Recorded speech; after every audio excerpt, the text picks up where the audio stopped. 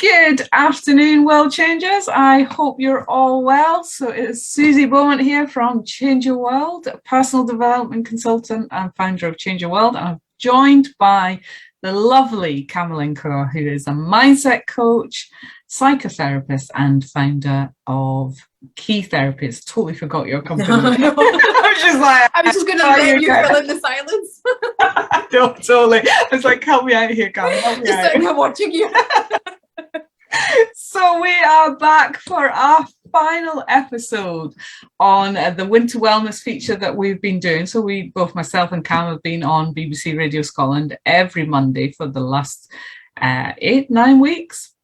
And we've been doing this wonderful winter wellness feature, helping you navigate through the trials and tribulations of the things that challenge us and just affect our kind of health, happiness, mental health. But the last episode was on Monday. So we are completing this today, but we will be back to do more stuff in the future. So do watch out. But the subject we're talking about today is procrastination. So do you procrastinate? Is it affecting you? Is it holding you back in life? Would you like to feel more motivated? If that's the case, then tune in for the next, I don't know, half an hour. We've got 30 minutes. So tune in and we will, Cam is going to give us some, I'm saying Cam, I'll probably chuck in a few nuggets there as well, but we're going to talk on the subject of procrastination because that's what we were discussing on the show on Monday, because it was all about the spring clean, you know, this time of year. It feels right to kind of get out there. There's a new, fresh energy. It's getting out there, doing things. And we both believe that this time of year is the best time of year, or a better time of year, to set your goals and intentions, because trying to do it New Year when it's winter, completely wrong time of year to do it. It's dark. We're still in hibernation mode. We're supposed to live in alignment with the nature. So it makes sense that springtime is the time for you planting those seeds, nourishing them, nurturing them, doing the preparation work so that then they can flourish going into the summer. And then we can start shredding the old stuff in the autumn, the stuff that doesn't serve us, because we're bringing in the new. And then we go back into our winter period, which is all about reflection again, about what we've learned for the year ahead. So this is why we're talking about, we're going to be exploring everything from goal setting to motivation and why it is we procrastinate. That's the main subject for today. So I'm going to start with that question, Cam. Just give us a definition of what actually is procrastination. It's putting tasks off and putting activities off until a later time, but that later time doesn't come ever, or it comes a lot later than it's maybe due, and then you have this anxiety, you have the panic, you have the stress, you have the pressure around it all as well. So it's something that we think we are doing because we're going to do something because we're ready for it or we've got more time, but all it's doing is it's stressing us out in the long run. And there's a number of reasons why people procrastinate. So one of the main reasons is the fear of failure. Don't want to fail a task, so they put tasks off in which they might end up with an outcome of they've not done as well as they could or they would like to do. So failure, wanting to be perfect, not starting a task until everything is perfect, everything's the right timing, right conditions, I need to be in the right mood, I need to be in the zone. So all of that, like waiting for the perfect moment.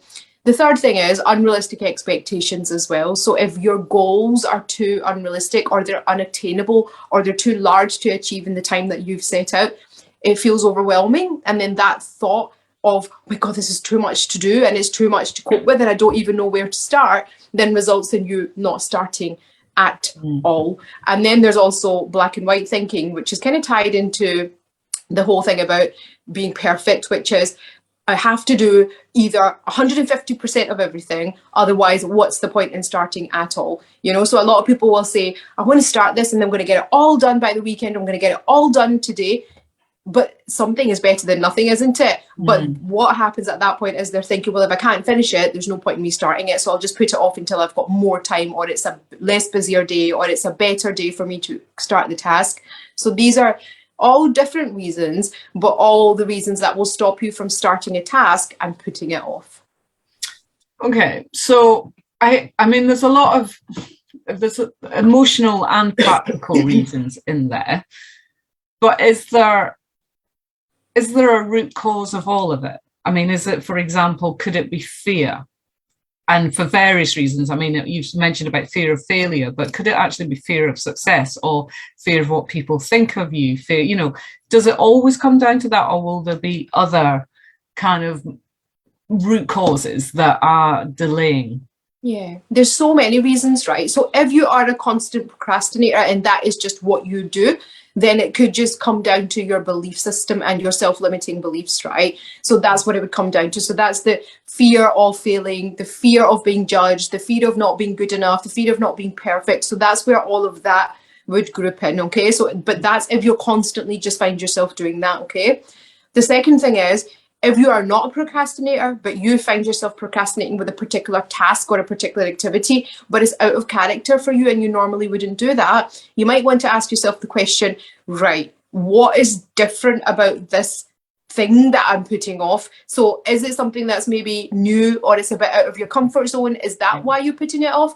Or is it because what you're trying to achieve is just so unrealistic, given the timescales that you have, or given the resources that you have, that it just is beginning to feel a lot overwhelming? So you need to, it always comes back down to what is normal for you. That's what it comes down to. So if it's a constant regular pattern, then it can't be the task, because you're doing that consistently, aren't you? So now it's coming internally from you. There's a part of you that creates that block. But if you're normally on the go, or you're normally quite fast paced, or you're normally just get on with the task, and you find yourself procrastinating on a particular task, or you find yourself procrastinating on a particular day, then you need to kind of check in with yourself and think, right, what's different about this day? What's different about this task? What's different about this time? Why do I always get stuck at this time? Yeah, so that's interesting. And that was something that Kate Adams asked us on the show. She asked you if you procrastinated, and you were like, nah, I run my own business, I can't afford to. But that's the interesting thing, because I was looking at, thinking of the same question and thinking, I'm very much a doer. And if the idea comes into my head, I do it to the point where I actually probably take too much on and then overwhelm myself, because I just want to do it all. But at the same time, I know, as somebody running my own business, I have to continually push my comfort zone. There's always something that, I might be doing for the first time, or I've got to tackle, I don't know how to do, I've got to learn about new equipment or a new software, or speak to a new person, or develop my business in some way. And I thought, I was reflecting on that question going, do I procrastinate? And I was like, okay, the mere fact that I'm questioning and going, I'm probably wasting time. Procrastinating the procrastination question. Totally. But one of the things that I thought, one of the things I do, I use the excuse, if there's clutter around me, I use that as like, I need to tidy before I complete the task, and I again looked at that and thought, what is going on there? Because actually, if I was comfortable and confident in that area, I'd probably just do it. It wouldn't matter about the clutter. I mean, the clutter does get me, bothers me. But I mean, it's really that we can find lots of excuses and obstacles that can mask the procrastination.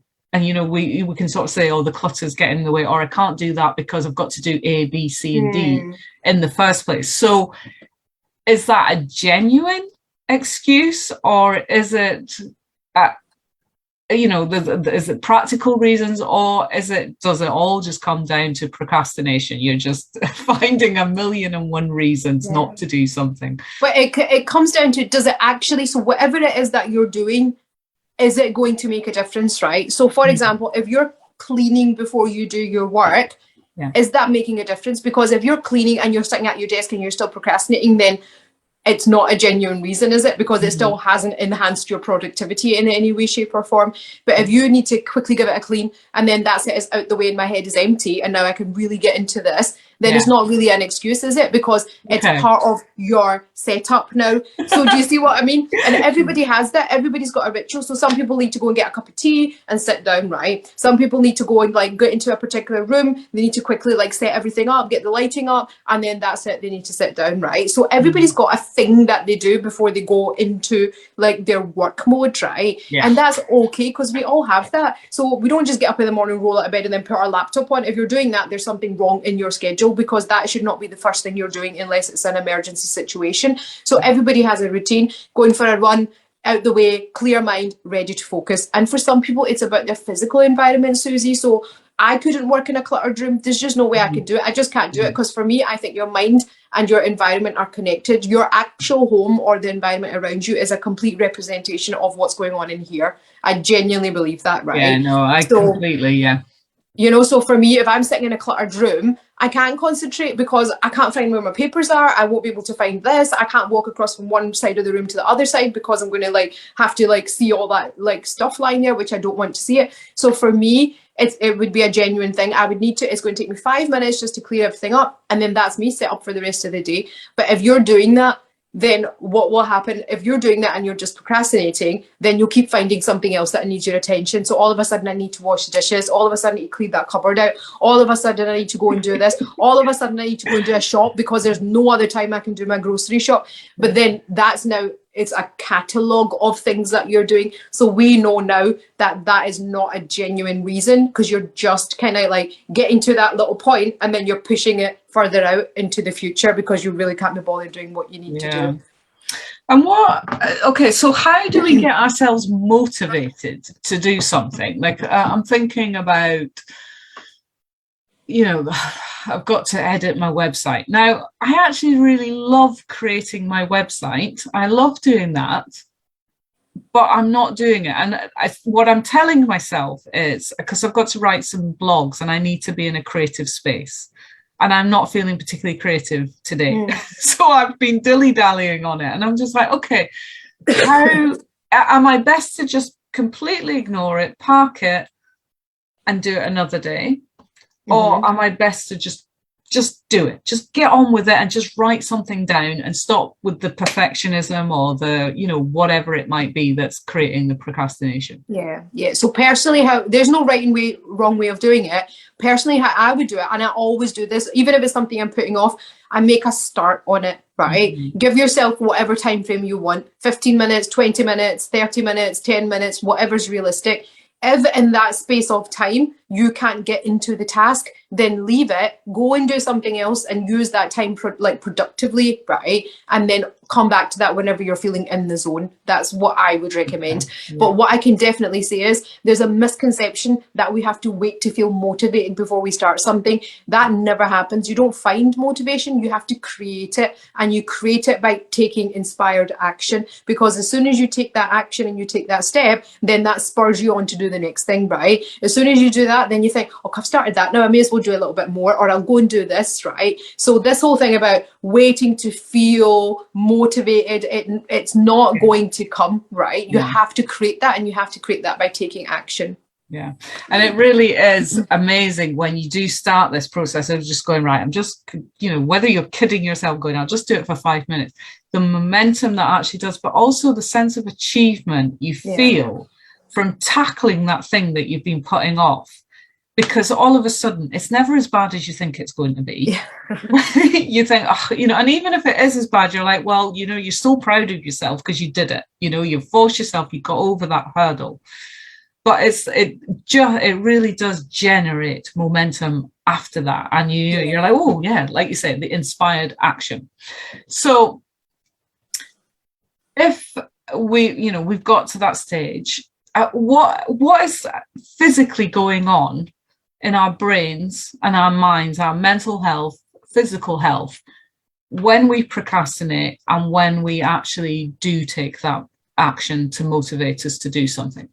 Okay, so it's the release of all the happy hormones, isn't it? So when you're feeling stuck, you're bringing your energy down. That's what you're doing, because you're not moving, right? And I don't just mean like physically, I mean mentally as well. You're not moving. So what goes on in your head is, I feel like I failed. I feel like I've not done anything. I feel like I've just wasted my day. I could have probably finished it by now. What's the point in starting it now? So now you're going to the spiral of downward thinking, Yeah. and negative thoughts and self-deprecating language, right? Which will happen even if you don't want it to happen. Nobody procrastinates and doesn't think about it. It's always there in the back of your mind anyway. So it takes the same amount of energy, even though you think you're not using up energy.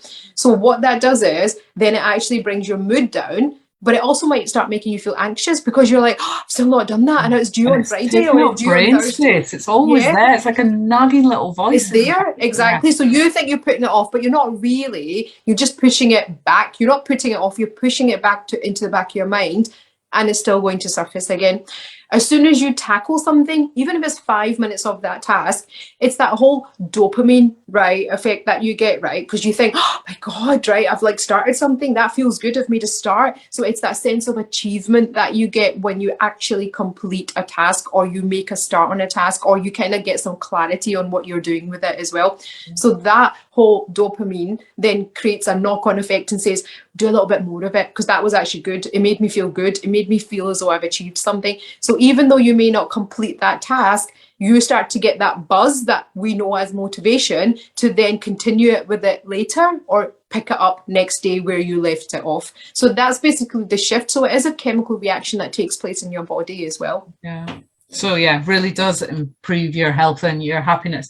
I mean, it also improves your confidence as well, because there is that thing of when you say that you're going to do something and then you don't do it, there's a voice in your head going, I let you down, you know, you've let yourself down. You know, whether you're conscious of it or not, it's there, because, and your brain then learns to say, oh, well, you said you were going to do that last time and you didn't do it.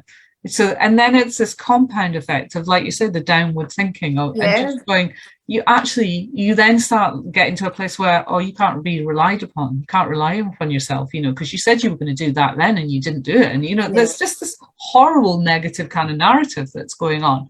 Yeah. But is there ever a time, I'm thinking, so we teach in the stress management shops about the spectrum of stress. And it's like, you know, when you have prolonged periods of stress, that leads to burnout.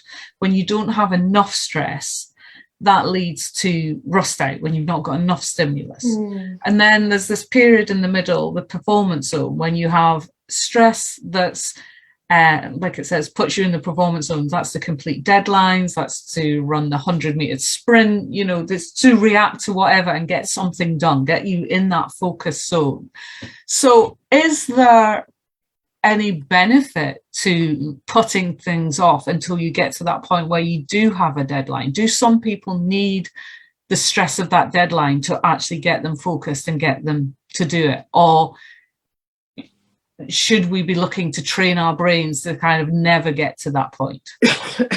It all depends on how you react to procrastination, right? So for example, when I was at uni, I needed that pressure of one night before, like the essay is due, and I used to literally produce my best work at that point, right? So I used to be up till 3-4 in the morning. I used to literally like hammer out an essay in like 3 hours, right? And it would always be really perfect as well, right? And I'd get the good marks and everything.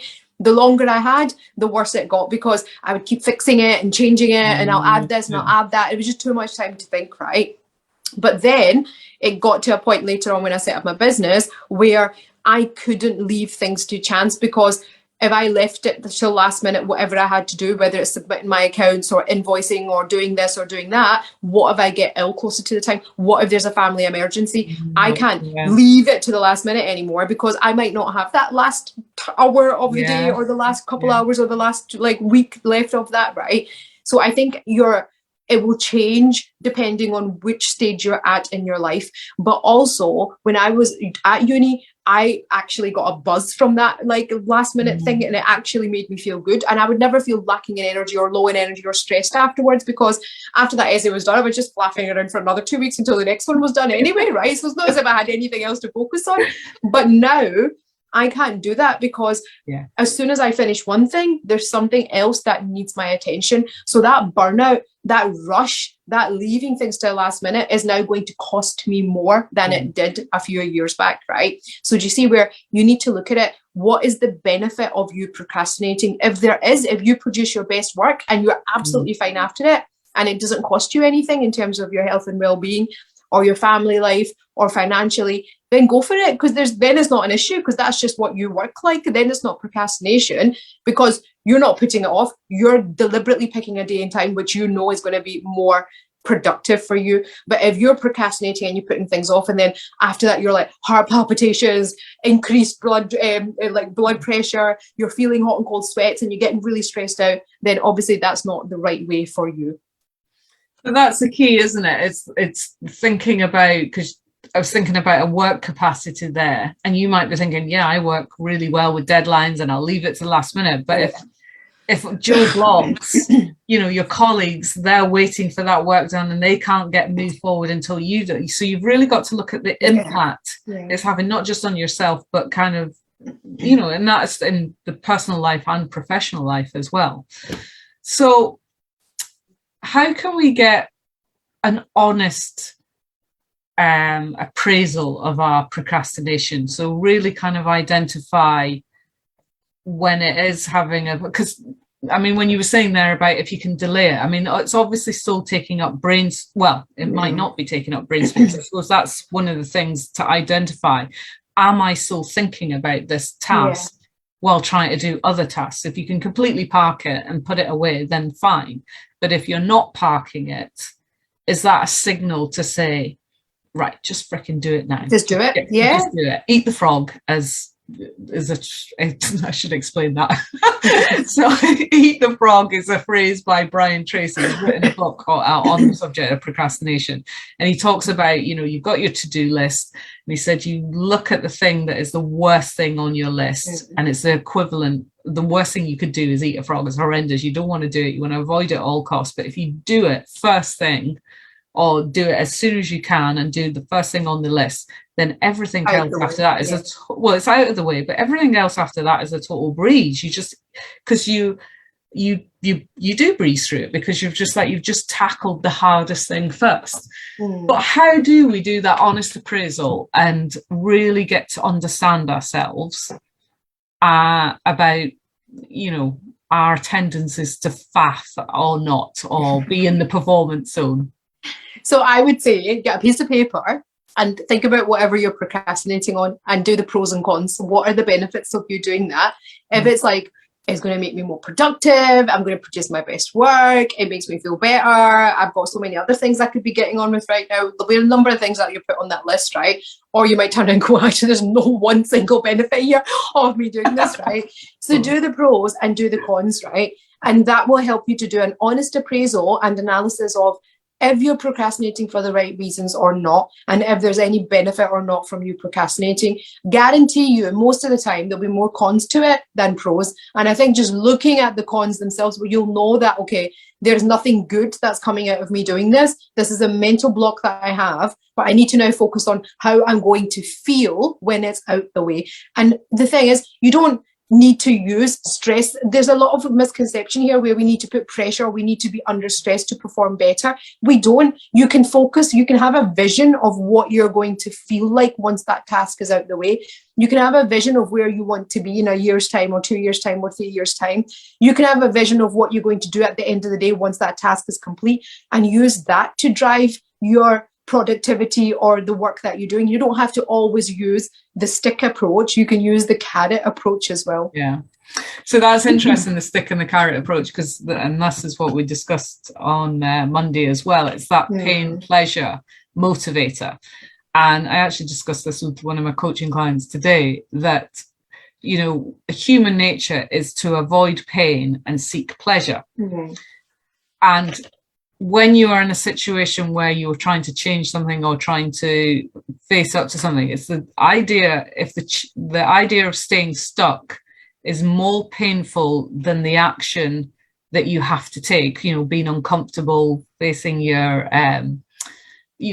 pushing your comfort zone. If that is staying stuck is more painful than that, then you will be motivated to do it. But if you haven't reached that pain threshold where you are here of not doing it and not taking action isn't painful enough yet, you won't be motivated to do it, because you have to have that pain pleasure, and you've got to taking the action. Whilst it might be uncomfortable, it's going to be leading towards pleasure. And it's really, you know, what it comes down to is choosing your pain of staying stuck, or choosing your pain to take action and be uncomfortable and push your comfort zone. And once you kind of think, well, that's a shit choice. You're like, but it's a choice, isn't it? Yeah, you still have a choice. Yeah, but one will remain, this here staying stuck is painful, and it will keep being painful, and it will probably get worse. But this pain will take you towards better times and pleasure. And, you know, that's a way of kind of motivating, which is going to give me the pleasure. But of course, we seek temporary, then it comes in the challenge of seeking temporary pleasure over long-term pleasure.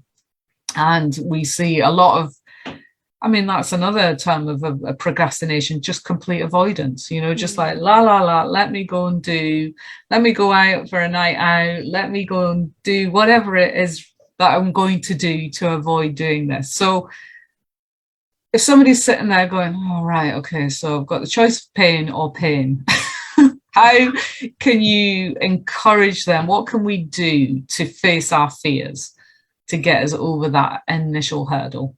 So start off with being realistic. So what is the thing that you're putting off, and how can you break it down to make it more manageable? It's as simple as that, right? So whatever it is that you're putting off, break it down into, even if there's one thing you could do towards that task, one thing, just pick the one thing and leave it at that. That's it. Even if you've got the extra energy to carry on, just leave it at that, right? And build it in slowly. Because a lot of the time we make things up in our head, right? So when something is in our head, it grows arms and legs. That's what starts to happen. It grows arms and legs. It becomes this mammoth task that we're never going to get done. And it all is so consuming. But a lot of the time, if we actually break it down, we get a pen and paper and we think, right, what's the first thing I need to do? I need to open my inbox and check the emails and sort them out, right? Or I need to basically email that one person and get the ball rolling on it. When you break it down, just like, it becomes more manageable, but it also becomes more tangible as well. And just do that one thing. And then the next day, do the exact same thing. And then the third day, do the exact same thing. And then what that does is it creates that momentum and that motivation. But then you're also getting the pleasure every single time as well when you're doing that, and moving further away from the pain. So do you see where you don't need to do everything in big, huge leaps and bounds? And that's what I was talking about, the black and white thinking earlier on when I was mentioning that. Because a lot of the time people are like, I'm going to do nothing, or I'm going to do 150% and start everything at the same time. It doesn't always have to be like that. So you can go from nothing to 5%, 10%, 15%, 20%, because it's better for you to do it like that rather than spend like an entire year procrastinating and then giving 150% at the end of the year, which is always going to lead to burnout. And that's what we said, you know, it's about, you know, you don't go out and run a marathon, go out the door 0 to 26 miles. You build that up. So it's the same principle to everything we do. And it really, that one of the things I know, if I do find myself procrastinating, is because I've got too much going on in my head and I can't actually think straight. And I've got, oh, I need to do this, I need to do that. And it's like, actually, let me just put it all down in paper, and what do I need? So it's actually that just doing that organized thing and just ticking it off and going through your to-do list. I mean, that gives you that reward that you think, like, I'm achieving something, and just physically seeing it. So sometimes it is just about getting it out of your head and freeing up your head and your mind space and decluttering it so you can actually think straight. The focus, exactly. And see if the list is really long. One final thing, Suzy, because a lot of people make really long to-do lists. So if you've got one long to-do list, have that to-do list, and that could be whatever you need to get through for the month. But every day, pick one or two things from that list, and then the long list goes away. You don't have to keep looking at the long list, because otherwise you're going to keep looking at all the things you haven't yet done. So have the long list of things you need to get through for the week or the month, and then every day that week, pick one or two things off, and then score. Once they're done, score them off, and then you go back and you pick more things off it. So be realistic about that to-do list as well. It's about, it's literally eating the whale in bite-sized pieces. Yeah, you know, definitely. that's it. And Connie, you've got a client, you always do it too. And that's us wrapped up. But thank you for everyone that has joined us today. If you have any questions or comments, do put them in the chat box below. And yeah, we look forward to seeing you again. I don't know, tell us what subjects you want us to talk about. Me and Cam can talk about anything. After we discuss it all. We don't procrastinate when it comes to things like that. Not when it comes to chatting. No, we can talk on any subject. Just give it to us and we'll come up with some solutions for you. Yeah. So yeah. Hope you've enjoyed this series. If you have, please do share on our channels. And if you do want to, on your channels, on your social media, and if you want to get in touch with myself and Cam, our details are all in the post. So excellent. Love to you all. Take care. Thanks, Suzy. You, Cam. It's been a pleasure. And I'll see you too. You too. Bye. And thank you for everything. Speak to you soon. Bye. Bye.